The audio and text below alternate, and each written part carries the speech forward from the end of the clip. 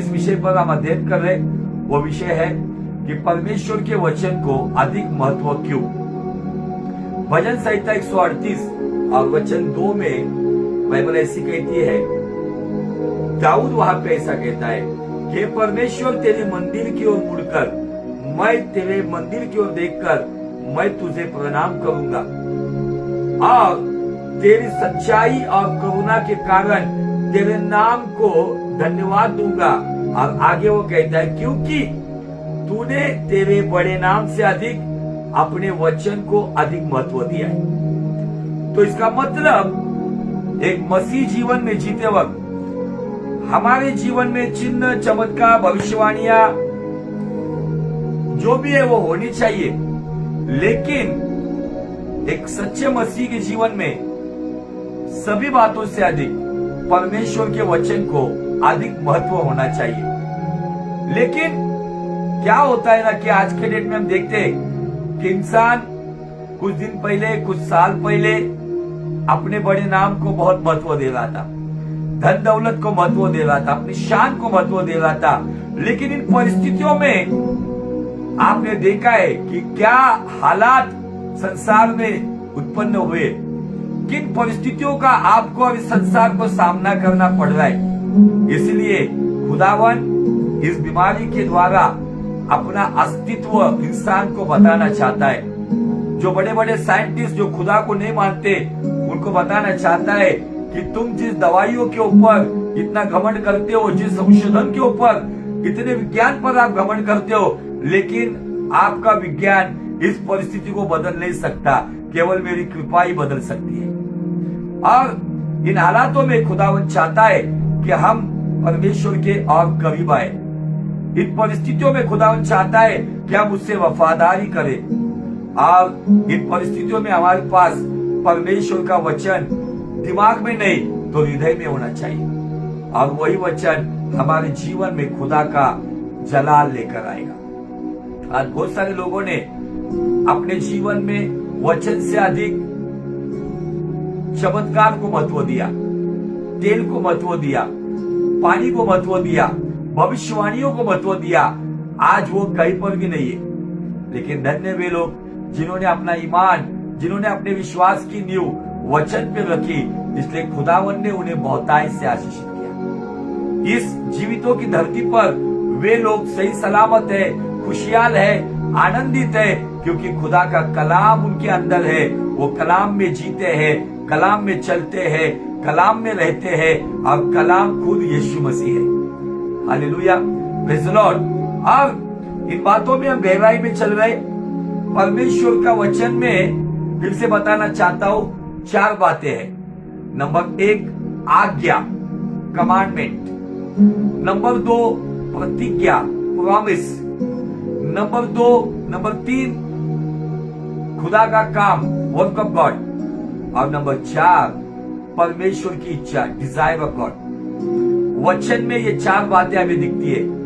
कभी वचन हमें आज्ञा लेकर आता है, कभी वचन हमें प्रतिज्ञा लेकर आता है, कभी वचन में पिता की इच्छा होती है, वचन में पिता का काम होता है।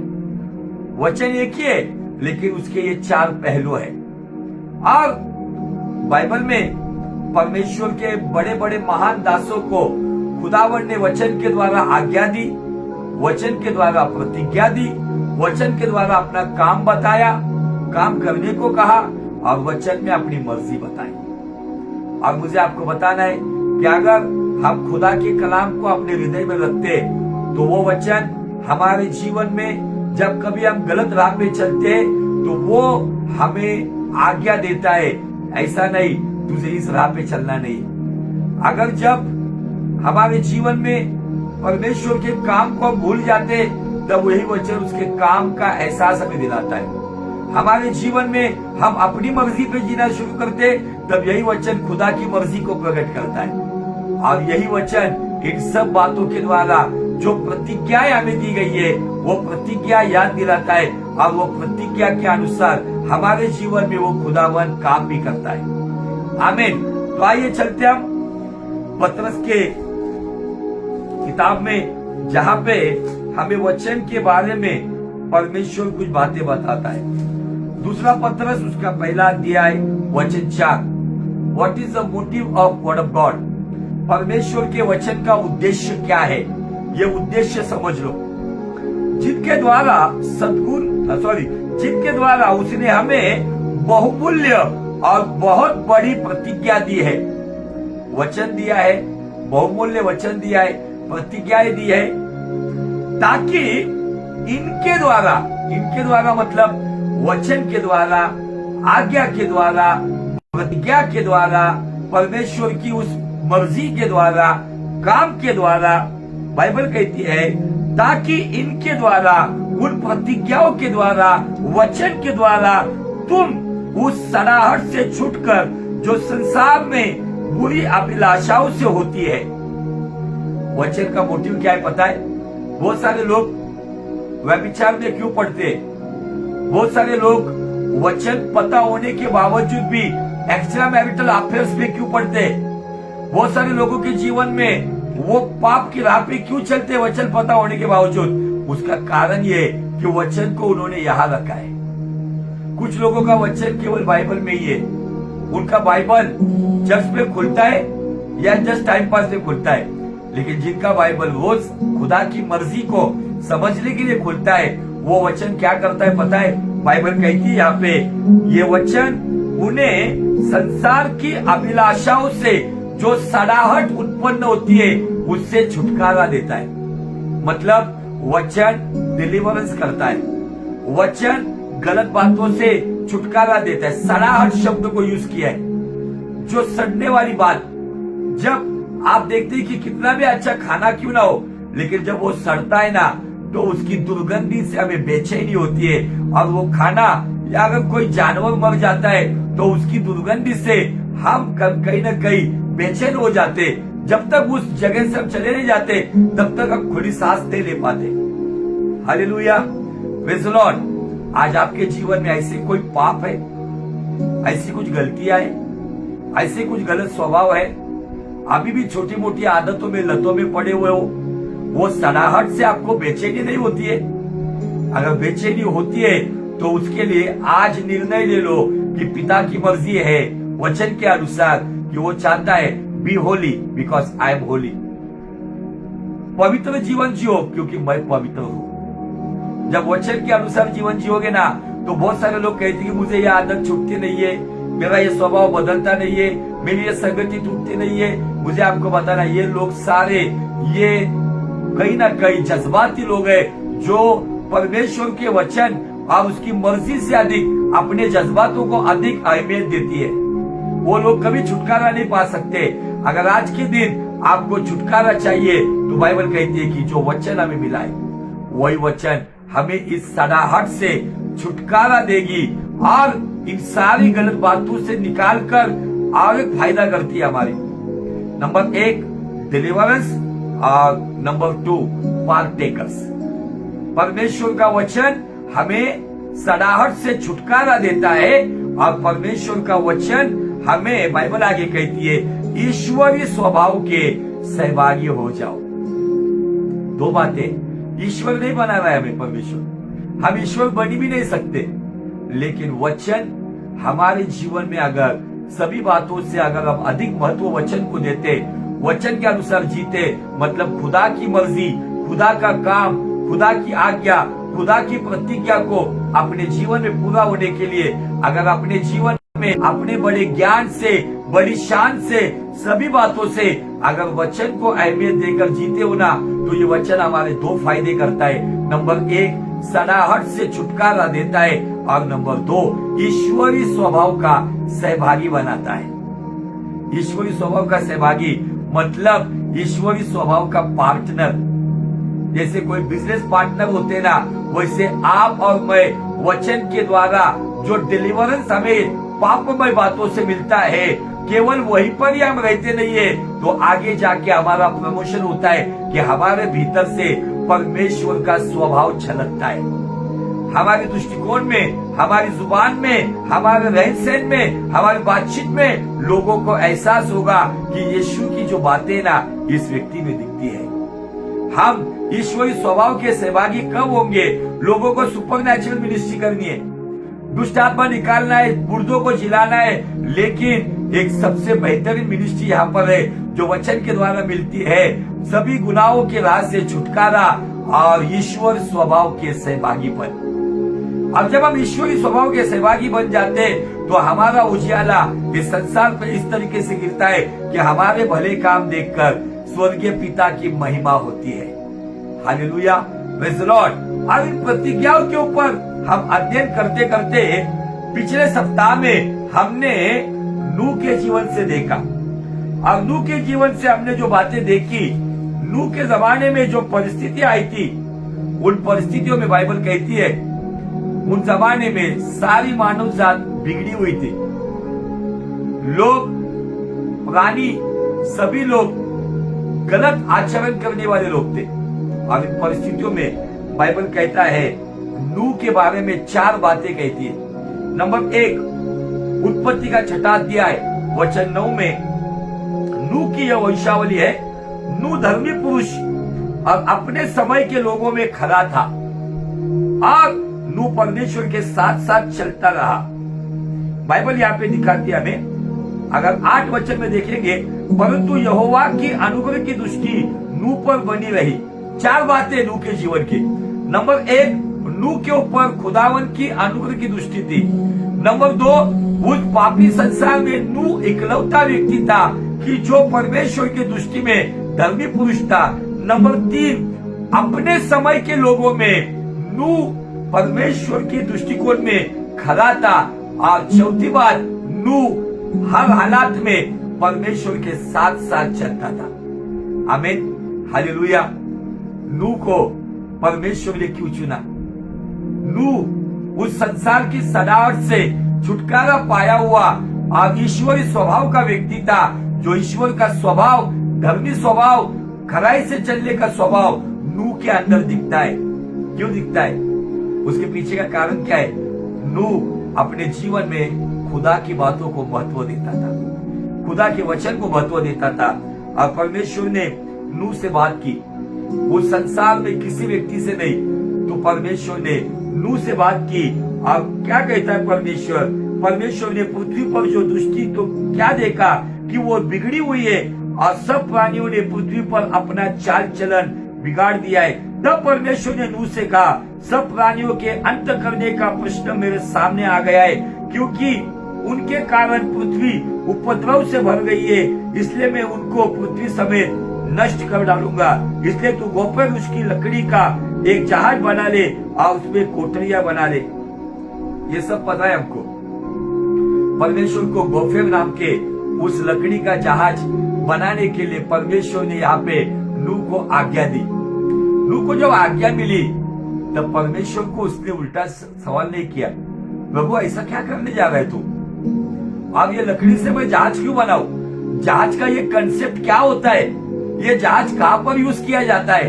ये बातें पूछते नहीं बैठा हूं। परमेश्वर ने बोला तो बोला, मुझे उसका पालन करना है, क्योंकि वचन हमें ईश्वरी स्वभाव का सहभागी बनाता है। और बाइबल कहती है कि परमेश्वर ने कहा कि मैं जल प्रलय को लेकर, अब उस जल प्रलय को लाने के बाद मैं संसार को नष्ट करूंगा।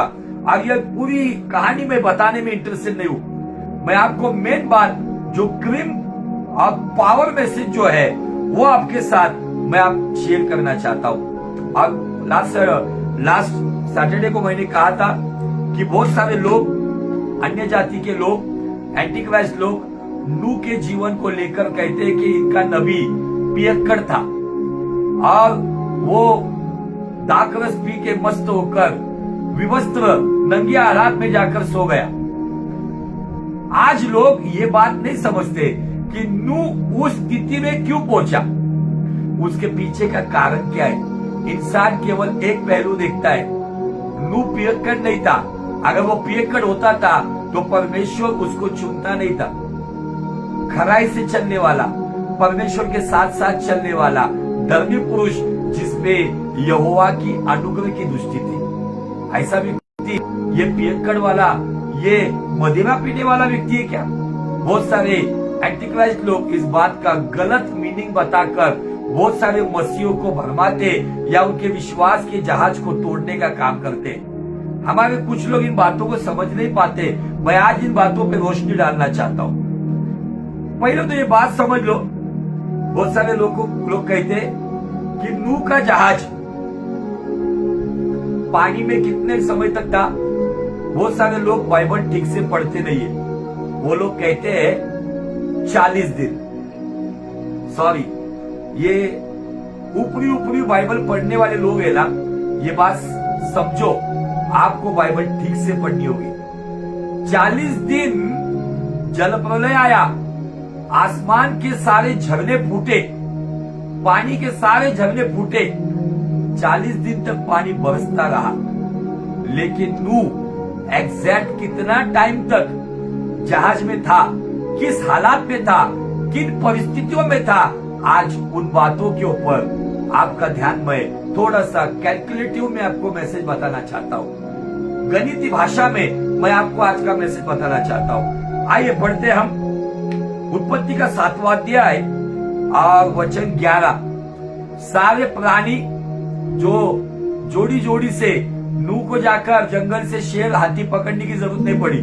परमेश्वर ने आज्ञा दी, शुद्ध प्राणियों में से जो प्राणी जोड़ी जोड़ी से जहाज में आना शुरू हो गए, सारे प्राणी जहाज में गए। और आज ये बात को गौर से समझ लो। 11 वचन कहता है, जब नूह की आयु 600 वर्ष के दूसरे महीने के 17वें दिन आया, उसी दिन बड़े गहरे समुद्र के सब सोते फूट निकले, आकाश के झरोखे खुले गए।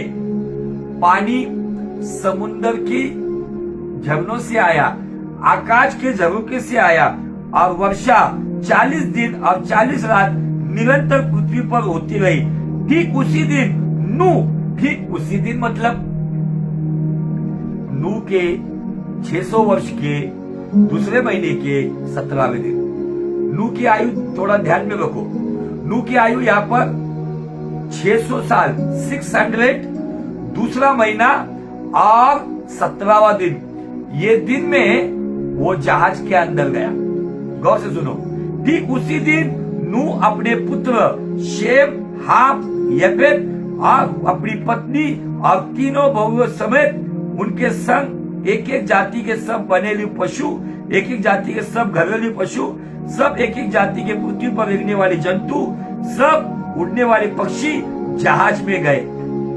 और बाइबल कहता है 16 वचन में, और जो गए वे परमेश्वर की आज्ञा के अनुसार सब जातियों के प्राणी में से नर और मादा गए। तब यहोवा ने जहाज का द्वार बंद कर दिया। यहोवा ने, अंदर से दरवाजा बंद नहीं था, दरवाजा बाहर से बंद किया था।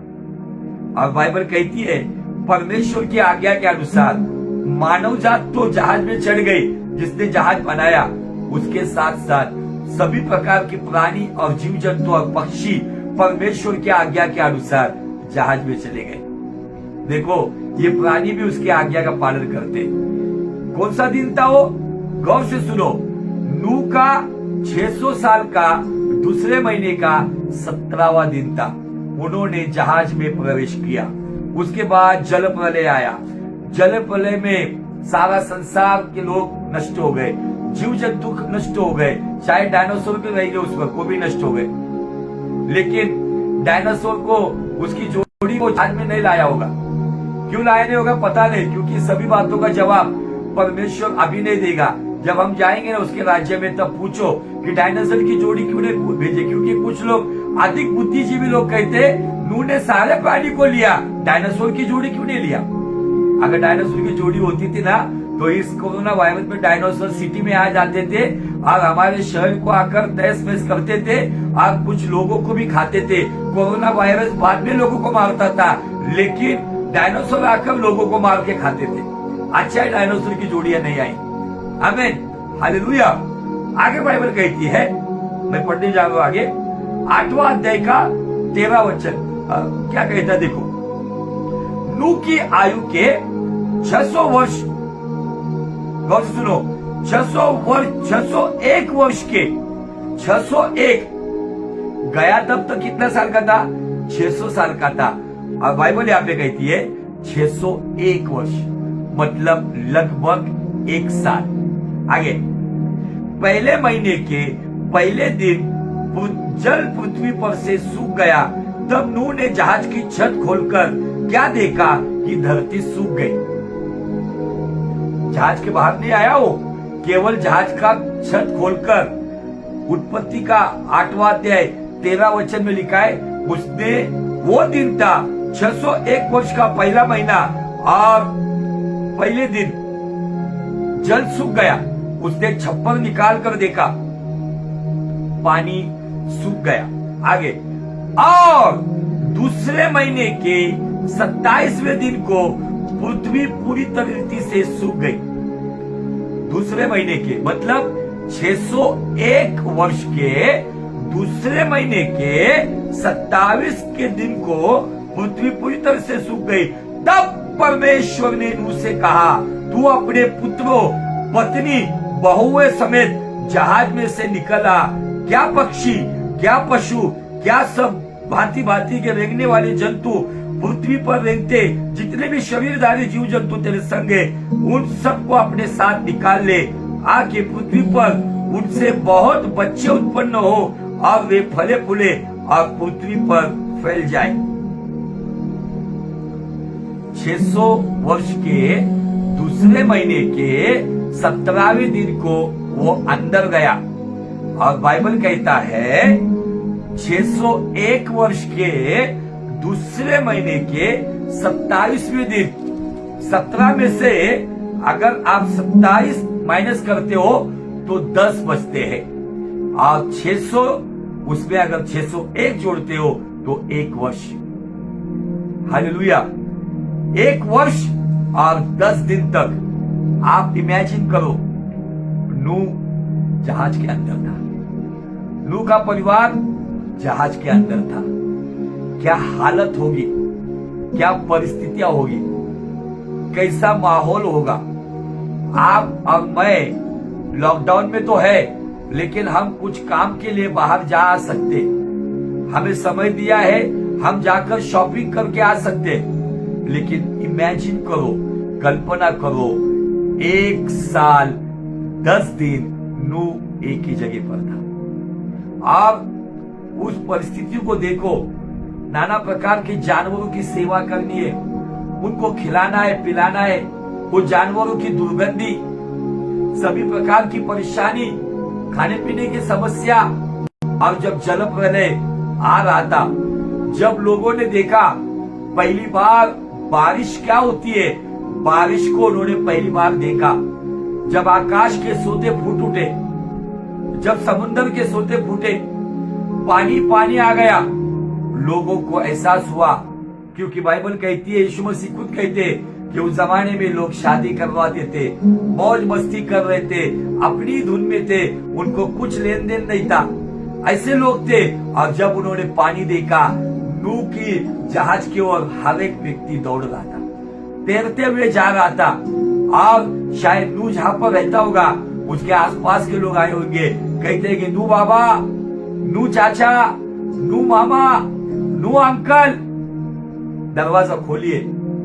आपने सच में कहा था कि ऐसा कुछ परमेश्वर करने जा रहा है। परमेश्वर, आपने 120 साल तक आपने प्रचार किया, हमने आपको ठट्टों में उड़ाया, हमने आपका मजाक उड़ाया। देखो आज परिस्थिति हमारा मजाक उड़ा रही है, आज ये न्याय हमारा मजाक उड़ा रहा है।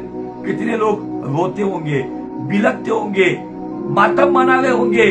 उनकी चीखें, मृत्यु जब मिल रही थी उनको, उनकी चीखें, दर्दनाक आवाज नूह के कान में गूंज रहे थे। 1 साल 10 दिन तक नूह उस जहाज में था, लेकिन नूह के कानों में, नूह के परिवार के कानों में, उनके पहचान वालों की दर्दनाक मौत की चीखें, वो खौफ की चीखें, छोटे बच्चों का बिलखना, जवान लोगों का चिल्लाना, बूढ़ों का चिल्लाना, वो मौत का आवाज नूह के कान में गूंज रहा था। 1 साल 10 दिन तक नूह उस पानी के अंदर वो जानवरों को संभाल रहा है, उसकी सारी वो टॉयलेट लैट्रिन को निकाल रहा है, सभी प्रकार के अंदर उनकी सेवकाई कर रहा है, उनको खिला रहा है, पिला रहा है, उस प्रकार की दुर्गंधी में वो पड़ा हुआ है 1 साल 10 दिन तक। और जब जल प्रलय आया, वो 40 दिन जो पानी बरस रहा था, मैं भी उसमें 3 दिन तक लोगों ने परिस्थिति को काबू करने के लिए शायद वो नूह के जहाज के पास तैरते हुए गए रहेंगे, लेकिन नूह ने कहा होगा दरवाजा खोलने को कुछ नहीं, मेरे बच्चों मैं दरवाजा खोल दूंगा, लेकिन दरवाजा अंदर से नहीं, दरवाजा बाहर से बंद है। दरवाजा बाहर से बंद है क्योंकि यहोवा ने दरवाजा बंद किया है, अभी मैं कुछ नहीं कर सकता हूं। एक न्याय आया, जल प्रलय का न्याय आया। उस न्याय में जो धर्मी व्यक्ति था और उसका परिवार बचाया गया। आने वाले दिनों में ये सब परिस्थितियां न्याय को लेकर आएगा, लेकिन इन परिस्थितियों से वही व्यक्ति बचा जाएगा जो यीशु कहलाने वाले उस उद्धार के जहाज में रहेगा, जो उस जहाज में सभी गलत बातों को छोड़कर सुरक्षित रहेगा। किसी के भले काम उनको काम नहीं आएंगे, केवल उद्धार के साथ परमेश्वर के साथ बढ़ने वाले लोग वही आने वाले न्याय से बचाए जाएंगे। आप जस्ट इमेजिन करो, मैं बहुत स्लोली बता रहा हूं आज का मैसेज, क्योंकि नूह के ऊपर जो इल्जाम लगाया जाता है कि नूह दाखरस पी के नंगे हालात में अपने घर में गिरा हुआ था। क्यों गिरा हुआ था? आप जस्ट सोचो ना, मैं जस्ट आपको कल्पना करने लगा रहा हूं। अगर जब नूह 1 साल 10 दिन के बाद वो जहाज से बाहर आया, आने के बाद आपको पता है कि परमेश्वर के लिए उसने एक अच्छा बलिदान चढ़ाया, उसका सुगंध यहोवा के पास पहुंचा। यहोवा ने कहा कि मैं इसके आगे मनुष्य को इस तरीके से नाश नहीं करूंगा, और उसने आसमान में मेघ धनुष्य जो 7 होता है, 7 रंग का मेघ धनुष्य, उससे वो चिन्ह वो वाचा के साथ बांधी और नूह के परिवार को प्रतिज्ञा के साथ कहता है, फूलो फलो मैं तुम्हें आशीषित करता हूँ। कुछ लोग, बहुत अति ज्ञानी लोग, प्रचारक कहते नूह अपने जमाने का एक हारा हुआ प्रचारक, फेल्यूलर प्रीचर कहते उसको। अगर वो फेल्यूलर प्रीचर नहीं होता ना, हम केवल आदम के संतान नहीं है तो हम नूह की भी संतान है, कि अगर नूह बचाया नहीं जाता था तो हम किसकी भी संतान नहीं होते थे। नूह भले फेल्यूलर था, जस्ट इमेजिन करो 120 साल तक वो और उसका परिवार एक साइड से जहाज बनाते थे, दूसरे साइड से सुसमाचार बताते थे, न्याय की घोषणा कर रहे थे। लोग हंसते होंगे, शादी बारात में लोग नाचते हुए जाते होंगे, देखो पागल बूढ़ा हो जा रहा है, देखो उसके बच्चे भी जाए, देखो ये न्याय की बात कर रहे, ये बारिश होता क्या है, ये बारिश की बात कर रहे। लोगों ने उनकी खिल्ली उड़ाई, लोगों ने उनका मजाक उड़ाया। नूह ने 120 साल तक एक भी आत्मा नहीं बचाई, तो इसका मतलब वो क्या एक फेल प्रचारक है? हाँ, एक हारा हुआ प्रचारक है। लेकिन नूह के अंदर एक बात दिखती है, हर रोज वो परमेश्वर का काम करता था, वो जहाज भी बनाता था और परमेश्वर का सुसमाचार लोगों को देता था। ये दोनों काम बैलेंस से चल रहा था, और इस बैलेंस के साथ साथ जब समय आया, शायद मैं सोचता होगा कि अगर नूह जाता होगा बाहर और रात को लौटकर आता होगा, शेम या हाफेज उसको कहते होंगे, डैडी आज किसी ने यहोवा को ग्रहण किया क्या? हम कितने सालों से प्रचार कर रहे, 120 साल हो गए, एक व्यक्ति भी ईमान नहीं ला रहा है। लेकिन नूह ने वहां पे मायूस नहीं हुआ। आपने कितने आत्मा जीती है ना, इससे कुछ मतलब नहीं है। परमेश्वर ने आपको सक्सेसफुल होने के लिए नहीं बुलाया है, तो परमेश्वर ने आपको और मुझे फेथफुल होने के लिए बनाया है। आपको यशस्वी होने के लिए नहीं बुलाया है, तो आपको विश्वास योग्य होने के लिए बुलाया है। बहुत सारे लोग उनके चर्च की भीड़ को देखकर कहते हैं कि ये सक्सेसफुल लोग हैं, लेकिन इन्हों लोगों की गवाही है जब मैं सुनता हूँ कि ये बड़ी बड़ी भीड़ लेकर चलने वाले लोग अपनी पत्नी और बीवी बच्चों को छोड़कर किसी और औरत के साथ गैर रिश्ते बनाकर एक्स्ट्रा मैरिटल अफेयर्स में पड़ जाते हैं। ये भीड़ वाले लोगों को देखकर ये मत समझो कि वो सक्सेसफुल है। सक्सेसफुल वही व्यक्ति है जो हालात कुछ भी हो लेकिन खुदा के साथ फेथफुल है। नूह रोज आता होगा, शायद उसकी बीवी कहती होगी, अजी आज किसी का उद्धार हुआ क्या? किसी ने अपनी बात पे विश्वास किया क्या? कोई आया क्या? नूह कहता होगा नहीं, आज भी कोई नहीं विश्वास कर रहा है, आज भी लोग मेरा मजाक उड़ा रहे। कुछ लोग शायद नूह को देखकर पत्थर भी मारते होंगे, पागल बूढ़ा आया बोल के। लेकिन नूह ने इस बात की ओर ध्यान नहीं दिया। नूह अपना काम, बच्चे कुछ समय जहाज बनाते होंगे, कुछ समय नूह प्रचार करता होगा, कुछ समय बच्चे प्रचार करते होंगे, कुछ समय नूह जहाज बनाता होगा। उसकी बहुएं उनको लिए खाना लेकर आती होगी, उनके बहू को देखकर कहते होंगे पागल लोगों की बीवियां जा रही है। उसकी पत्नी को देख रहे, देखो बुढ़ाओं की बूढ़ी है, पागल बूढ़ी जा रही है। ये बारिश आने वाली बात कर रहे, न्याय होने की बात कर रहे, लेकिन उन्होंने लोगों की बात के ऊपर ध्यान नहीं लगाया। उनको पता था जो खुदावन ने कहा है मुझे उसके साथ फेथफुल रहना है, फिर सक्सेस मुझे मिले या ना मिले, लेकिन मुझे फेथफुल रहना है। आज लोग सक्सेस को अधिक महत्व देते हैं फेथफुलनेस से अधिक। आज अजीजों, इस संदेश के द्वारा परमेश्वर हमसे डायरेक्टली कांटेक्ट करना चाह रहे हैं। आप अभी मैं उस पॉइंट पर आपको लेके आना चाहता हूँ। वो पॉइंट जस्ट इमेजिन करो, आप 1 साल 10 दिन तक एक ही जगह पर हो, और आप एक इमेजिन करो कि आपके आसपास में कोरोना वायरस से बड़ी तादाद में लोग चीख चीख कर, एड़िया रगड़ रगड़ कर मर गए। और आप जब सोने को जाते हो ना, तो आपके कानों में उनकी चीखें आती है। परमेश्वर ने उस इलाके में, आपके घर में आपको सुरक्षित रखा है, लेकिन दरवाजा अंदर से नहीं, दरवाजा बाहर से बंद किया है। शायद कुछ लोग आपके दरवाजे के पास दस्तक देते होंगे, हमें बचाइए, लेकिन दरवाजा बाहर से बंद है। इमेजिन करो, 1 साल 10 दिन के बाद एक लंबी थकावट, वो शोरगुल, वो चीखे, वो पूरा माइंड डिस्टर्ब करने वाली बातें। नूह जब बाहर आया, वो उसने बलिदान चढ़ाया, और वो कितने दिनों के बाद वो दाखरस पीने लग गया। नशा करने के लिए नहीं बैठा था वो दाखरस पीते पीते वो उसके गले को जो सूखा हुआ था उसको वो भिगा रहा था।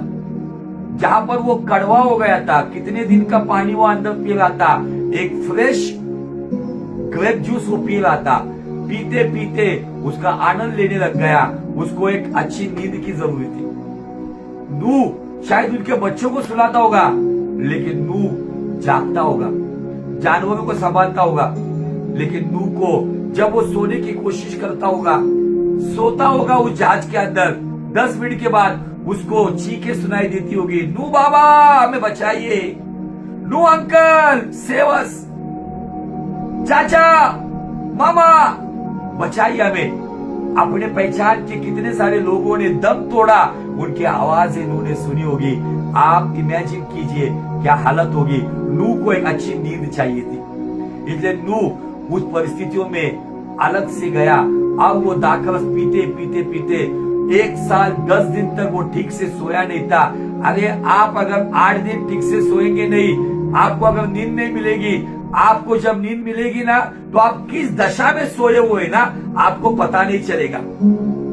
नूह दारू पीकर नशा में नहीं पड़ा था। नूह के अंदर उतना दर्द था, नूह के कानों पे वो खौफ वाली चीखें थी। वो हालात में 1 साल 10 दिन तक पूरी तरह से निचोड़ दिया गया था। उसको एक सुकून की नींद चाहिए थी, उसको एक सुकून की नींद चाहिए थी, उसके बॉडी को एक रेस्ट चाहिए था। इसलिए उस रेस्ट के लिए आपको पता है कि वो जाकर वो दाखरस पीते गया। वो मदिरा नहीं पी रहा था, इतना दाखरस। आज के डेट में आप भी अगर ग्रेप जूस अगर बड़ी तादाद में पियोगे ना, तो उसके द्वारा आपको भी वो ऐसी नींद देगा कि आपको भी पता नहीं चलेगी कि आपके कपड़े कहाँ है। नूह को एक अच्छी नींद चाहिए थी। इसलिए मैं आपको बताना चाहता हूं, नूह ने कोई पाप नहीं किया, नूह कोई मदिरा पीने वाला नहीं था, नूह कोई पियक्कड़ नहीं था। अगर वो पियक्कड़ होता था तो मैं आपको बताना चाहता हूँ यहेजकेल नबी के 14 अध्याय के और 14 वचन में बाइबल क्या कहती है। 14 और 14-20 में, तब चाहे उसमें नूह, दानियल और अय्यूब ये 3 पुरुष हो, तो भी वे अपने धर्म के द्वारा केवल अपने ही प्राणों को बचा सकेंगे। प्रभु यहोवा की यह वाणी है। जब न्याय का समय आएगा तो नूह के स्पिरिट वाले लोग, दानियल के स्पिरिट वाले लोग और अय्यूब के स्पिरिट वाले लोग अपनी धार्मिकता के कारण, वचन के अनुसार जीवन जीने के कारण, हालात कुछ भी हो, लेकिन खुदा को देखकर जीने वाले लोग अपना प्राण बचाएंगे। इसमें पहला नाम नूह का आया। इसमें फर्स्ट नाम नूह का आया। क्यों आया? क्योंकि खुदा की दृष्टिकोण में यहेजकेल के जमाने में अगर खुदावन यहेजकेल के मुंह से ये बात बता रहा है, यहेजकेल का टाइम से लेके नूह के टाइम तक अगर देखेंगे हजारों साल बीत गए, लेकिन खुदा ने नूह को पियक्कड़ नहीं समझा। खुदा ने खुद उसको एक अच्छी नींद दी थी। अब उस गहरी नींद में जो 1 साल 10 दिन तक सोया नहीं था, उसको एक ऐसी सुकून की नींद दिया कि उसको पता नहीं चला कि उसके कपड़े कहाँ है। कोई गलत काम करने अगर वो पियक्कड़ होता था या गलत स्पिरिट का व्यक्ति होता था, तो उस जमाने में जहाँ पे लोग जानवरों के साथ शारीरिक संबंध करते थे, स्त्री के साथ संबंध करती थी, पुरुष के साथ संबंध करते थे, उन लोगों के जैसा नूह भी होता था। नूह ऐसा व्यक्ति नहीं था। इसलिए यहेजकेल नबी के द्वारा ये बातें हमें बताई गई है। आइए और कुछ बातें हम देखेंगे कि नूह के जीवन में प्रतिज्ञा उसको मिली। उन प्रतिज्ञा के द्वारा संसार की उन अभिलाषाओं के द्वारा उत्पन्न होने वाली सड़ाहट से परमेश्वर ने नूह को छुटकारा दिया और उसको ईश्वरी स्वभाव का सहभागी बनाया। इसीलिए यहेजकेल कहता है नूह का पहला नाम। आमीन। देखो इब्रानी का 11 अध्याय और उसका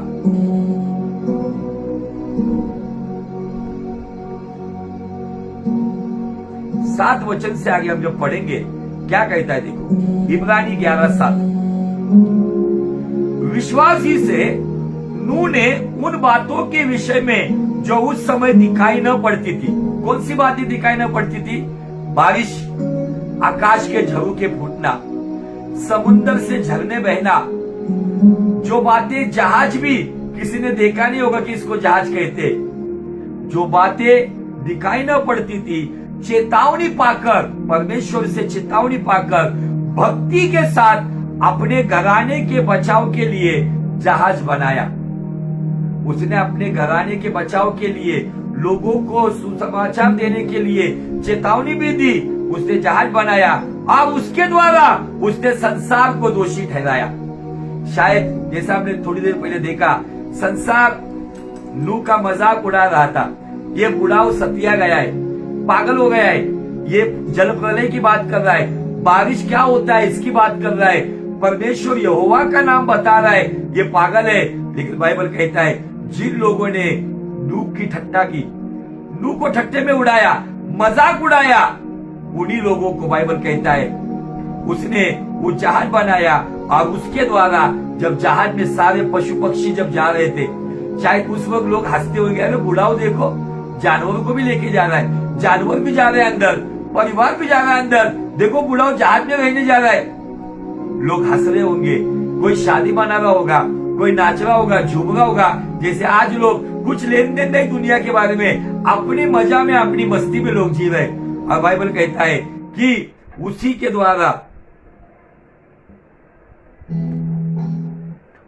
द्वारा बाइबल कहती है परमेश्वर ने उसको जो अनुग्रह दिया, नूह ने संसार को दोषी ठहराया। और आगे की बात गौर से सुनो, और उस धर्म का वारिस हुआ जो विश्वास से होता है। नूह किसका वारिस हुआ? राइचियसनेस। धर्म मतलब हिंदू मुस्लिम सिख ईसाई वाला धर्म नहीं, राइचियसनेस का वारिस हो गया, उसको इनहेरिटेंस मिल गया राइचियसनेस का। अगर नूह पियक्कड़ होता, नूह अगर ये गलत नशीली बातों में होता, तो पौलुस भी यहेजकेल के बाद हजारों साल के बाद ये बात नहीं लिखता था। पौलुस कहता है जिस बात की चेतावनी पाई उसने, जो कभी देखा नहीं गया, उस पर उसने पूरा विश्वास किया और अपने घराने के बचाव के लिए लोगों को सुसमाचार बताते हुए उसने जहाज को बनाया। और उस जहाज के द्वारा उसने लोगों को दोषी ठहराया। जो लोग नूह पे हंस रहे थे, जब पानी गले के ऊपर आ गया, जब पानी पृथ्वी के ऊपर बढ़ने लग गया, लोगों ने जहाज को देखा होगा और अपने आप को कोसा होगा, ये बुढ़ाऊ हमको कितने सालों से बता रहा था, लेकिन हमने इसका मजाक उड़ाया। सच में ये व्यक्ति सच में धर्मी व्यक्ति था। और उसी दिन नूह को धर्म का वारिस बनाया गया।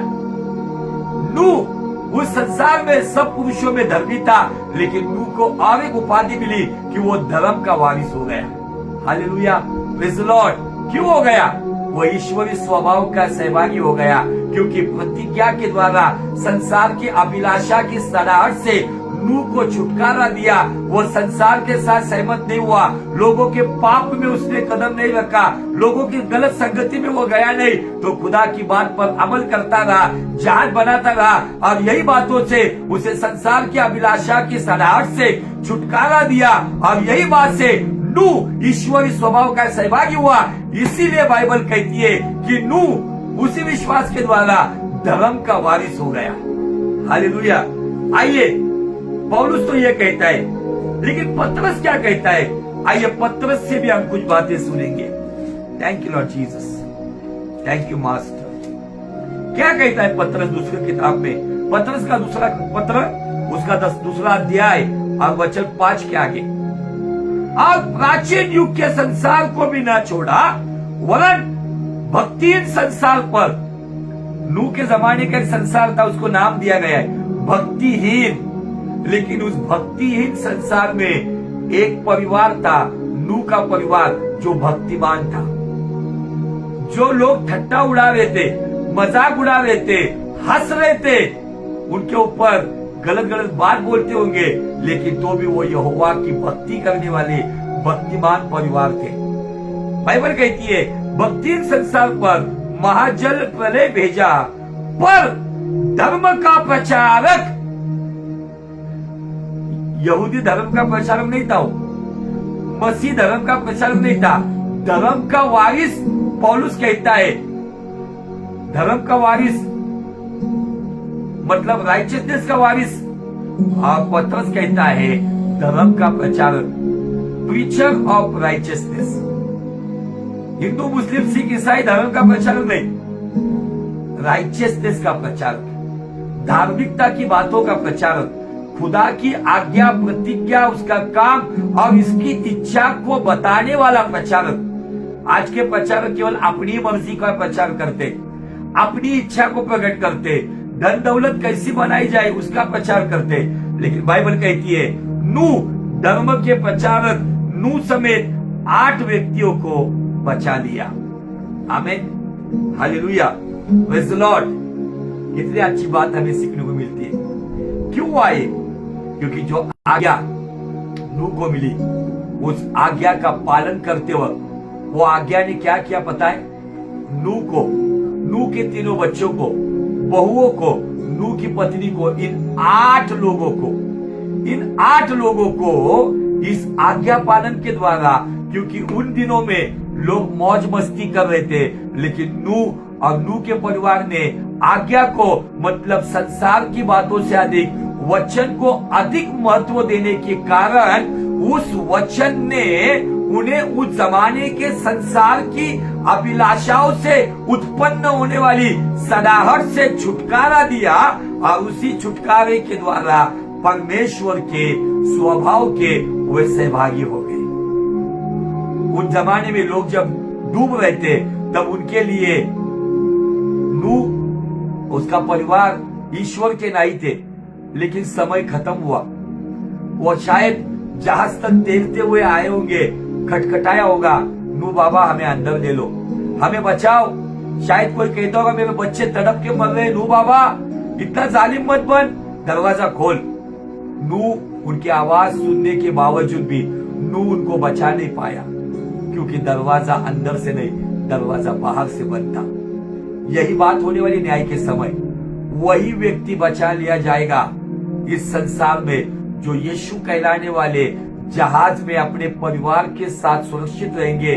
उन्हीं के लिए पिता दरवाजा बाहर से बंद करेगा। इसलिए वो 5 मूर्ख कुंवारियां और 5 सयानी कुंवारियां जो मूर्ख बाहर रह गई, उन्होंने दरवाजे के ऊपर नॉक किया, लेकिन दरवाजा नहीं खोला गया।